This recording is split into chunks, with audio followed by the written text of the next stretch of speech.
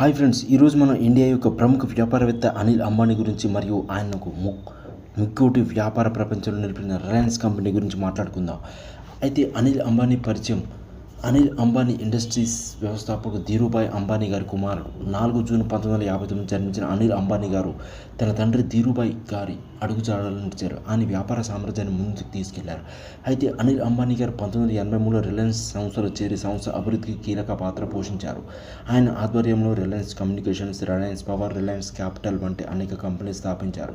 2002లో ధీరుభాయ్ అంబానీ గారి మరణం తర్వాత రిలయన్స్ ఇండస్ట్రీస్ అనిల్ అంబానీ, ముఖేష్ అంబానీ మధ్య విడగొట్టారు. ఈ సమయంలో అనిల్ అంబానీ గారు టెలికాం, విద్యుత్, ఫైనాన్స్ వంటి రంగాల్లో సంస్థలు నడిపారు.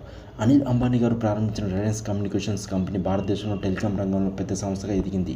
దేశవ్యాప్తంగా అన్ని ప్రాంతాల్లో టెలికాం సేవలు అందించారు. కానీ అనిల్ అంబానీ గారి వ్యాపార సామ్రాజ్యం 2010 తర్వాత ఆర్థిక ఇబ్బందులను ఎదుర్కొంది. Reliance communication, Reliance